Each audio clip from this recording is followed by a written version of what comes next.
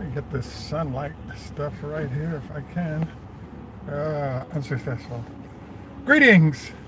This first is we take a look at has Model 3 growth and therefore growth for Tesla ended, as is being concluded by several of the naysayers.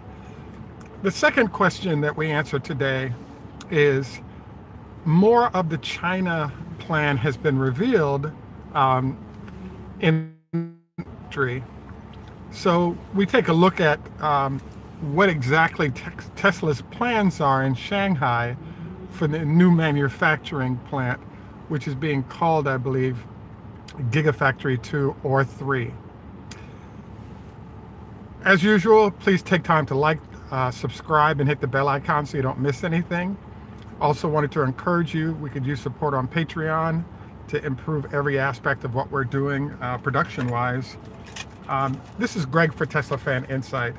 If this is your first time on our channel, please take time to like and subscribe. I just want to get a little cleaning in there. Today is kind of an interesting show because everyone's waiting to see what happens with the stock price next, given that it just had a nice burst and it's sort of meandering in the 340 to 350 range right now, and I actually think it's going higher in the short term. One of the big question marks that's lurking is what's next for both Tesla's growth as well as the growth of the growth of sales of Tesla, and by de facto the growth of the stock that might come from that. I think I'm going to play around with this a little bit in order to get some more light on the subject, because I just want to be able to make sure you guys can see me. So what I wanted to cover today is the fact that there's a number of entities that benefit from the hope that Tesla does badly. What this then results in is that if in fact their growth rate slows down, that will slow the stock price. So the latest sort of information that's come out is that Tesla had inventory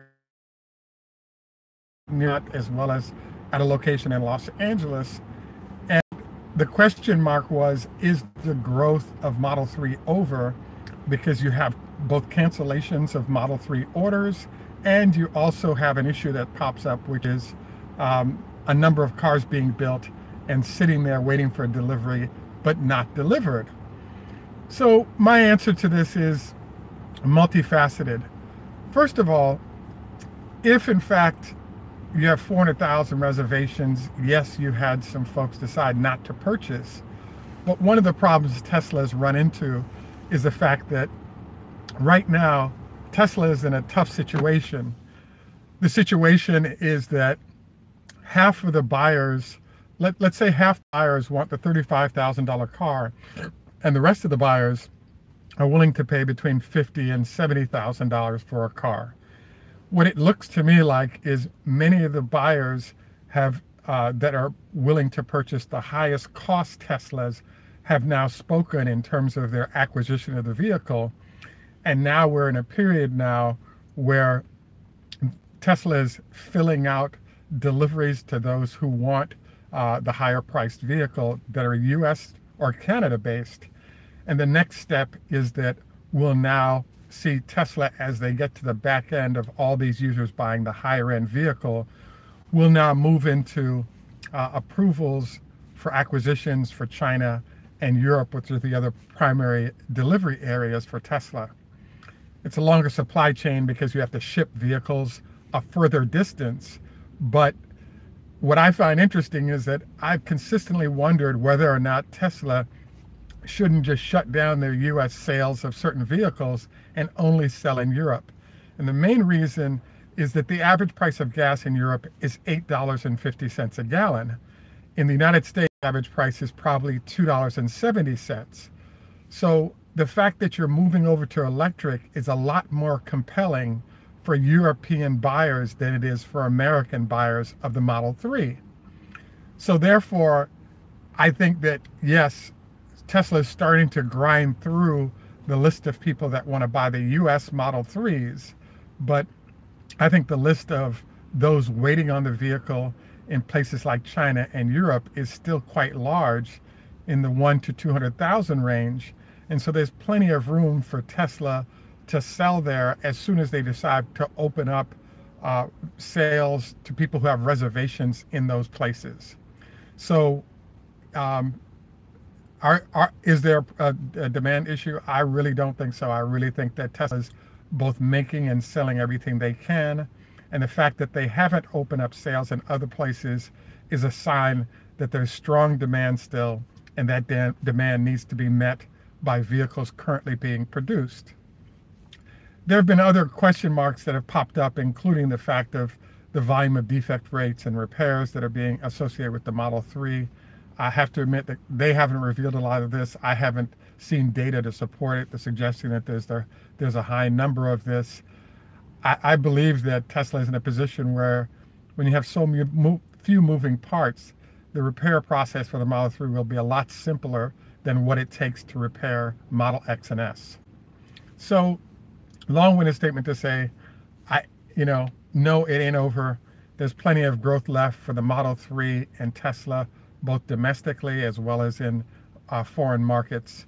The tariffs may play a little bit of an issue with this whole thing. Hopefully not, but we shall see how that plays out. But in particular, in a place like Norway, because of tax benefits along with free parking and no tolls, the person buying a Model 3, for example, can repay that or pay off that car in as little as 2 years. So when it's that compelling to own, I think there's no doubt that there's not an issue with how much demand there is out there. The next thing I'd like to cover today is a focus on what's going on with China. Tesla made an announcement that there'd be a gigafactory or combo plant produced where both batteries and gigafactory or manufacturing space for vehicles would be produced.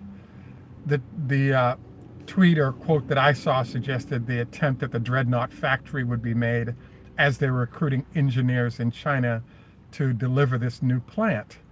What I find interesting about this is, along with the earnings announcement, there was an announcement that Tesla is at about 20 gigawatt hours of production capability in the new gigafactory, and the original goal for the original gigafactory was to get to 35 gigawatt hours per year of production capacity, and so they're a little over halfway to where they need to get to in terms of facilities for the production of that battery.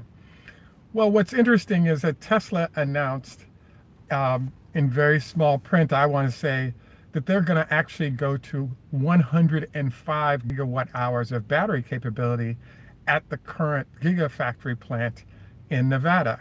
So basically, they're going to almost triple, or I guess it is, they're going to over triple the size of that current factory.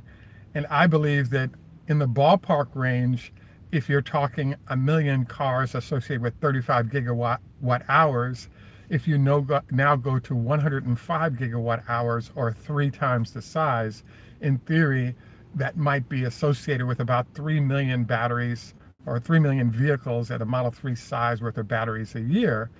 So what's fascinating also to me is, in combination with the increasing size plan of the original Gigafactory, it's been announced that there's only a $2 billion factory being built in China, which, the way things are going, $2 billion is about what it costs for an assembly plant for a Model 3s or Xs, or a plant that might be able to flex between vehicles depending on what's needed. At $2 billion, that's not enough to build a gigafactory. So it's my belief, therefore, that the strategy plan that Tesla's working on calls for them to refrain from building a factory that can be technologically attacked by usurping what's in that factory into the Chinese market, and now you have crazy competitors. I was wondering what was the wise choice Tesla was going to make in order to successfully move over into production in China, but not give away trade secrets that would potentially destroy the company. The biggest trade secret that has not been revealed is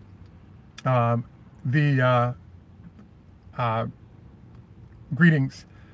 The biggest thing was not revealed was how was Tesla going to protect its non-patented production facilities for batteries and other things from Chinese once that plant was built.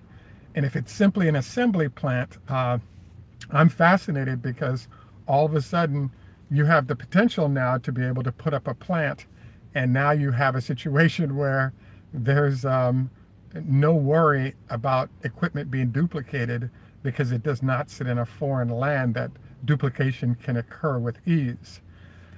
I think this is kind of interesting because, I guess you have to look at what the components of manufacture are, because with the US patent stuff and the 25% patent, if only the battery and all the harnesses and the rest of the vehicle are being produced in China, I think it reduces the bite from the impact of the tariffs, but it doesn't affect the ability. It in general allows the company to get under the manufacturing window.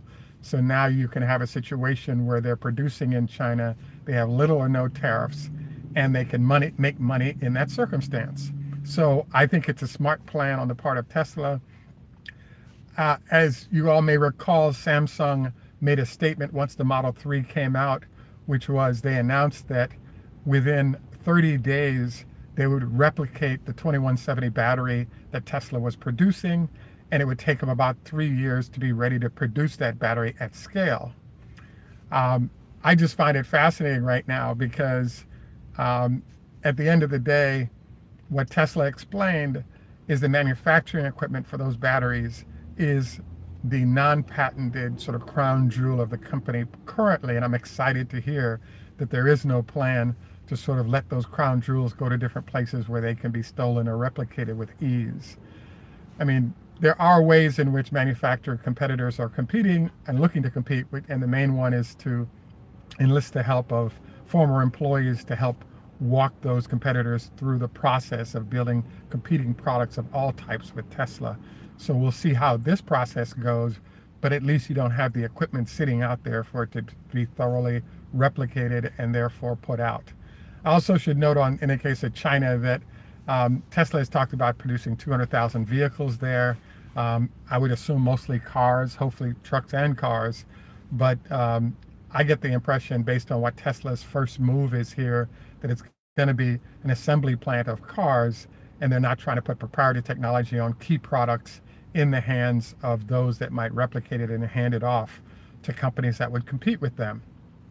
Excellent question about how vehicles would enter England.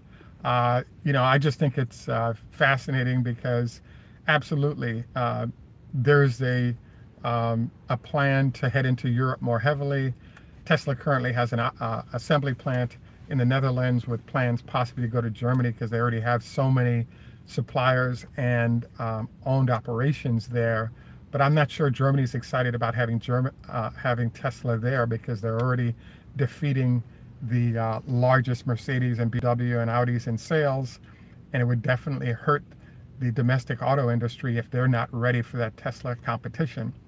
And so I think Germany is going to find ways to slow this process as a way to protect homegrown manufacturers. Great question in terms of what happens with manufacturing relative to England. I haven't seen a lot that makes England, because of its relationship with Europe, a great place to produce. Unfortunately, I think the English manufacturing space becomes horrible, and therefore it is horrible, and therefore they lose a lot of production to the rest of Europe as the Brexit thing sort of plays out. I think this is unfortunate because I think there's a lot of folks in England that are great customers for Tesla and add a lot of value in terms of the spread of electric around the globe.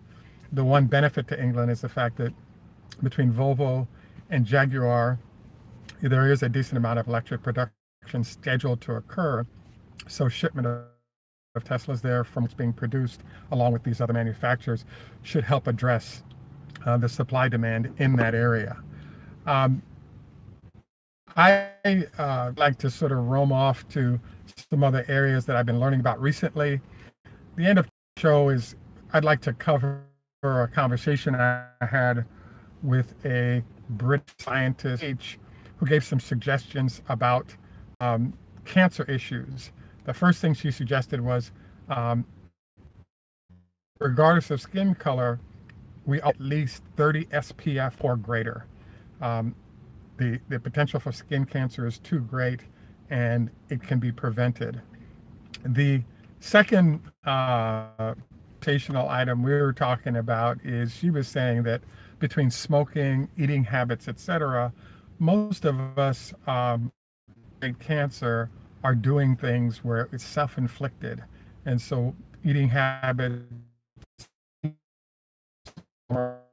time, distance, getting proper rest and exercise, those type of things are management techniques that individuals can use to address health effects without having to go to the doctors. And so the final item that she mentioned was there are a couple of diets that she thought were impressive or well worth consideration. One is the paleo diet, because it kind of fits the fruits and meat that we had access to when human beings just started moving around. The other suggestion she made was something called the 5-2 diet, which I thought was kind of interesting. In that diet, you eat 5 days regularly, and then you fast for 2 days with 600 or 700 calories a day. Recommendation of why she liked that diet is because it gives an opportunity for your body to, the metabolism will kick in to consume calories, and when those calorie counts are low for a couple of days, your metabolism will really kick in to grind out stored fat, as well as all the calories are consumed in the form of food going in. So please check out the paleo diet and the 5-2 diet, because the suggestion is those are great ways to manage health better. At any rate, this is Greg for Tesla Fan Insight. I want to thank Donovan, my friend in Sweden, my friend in England, as well as Thaddeus, for taking time out to say hello. Terrific. Please take time to leave comments that you might want us to respond to afterwards, or that you think other folks might be interested in. Just a reminder, we could definitely use some help on Patreon. Our link is there, along with our link for sales of any Tesla. And would also like to encourage you to hit the bell icon so you don't miss anything. Our next show on trucks, I think, will be interesting. We have an update on Nikola coming up, as well as what's going on with the Tesla Semi in terms of process. This is Greg for Tesla Fan Insight in Germany. Tschüss, macht's gut. French, au revoir, au revoir. Hebrew, lehitraot. Farsi, choda hafez. Farvel in Dutch. And you guys need to help me with new languages. We need to add to the end of our show here. In Jamaica, we say, "Nuff respect, walk good, man." And have a great day. And thanks once again for joining us. Look forward to our next conversation.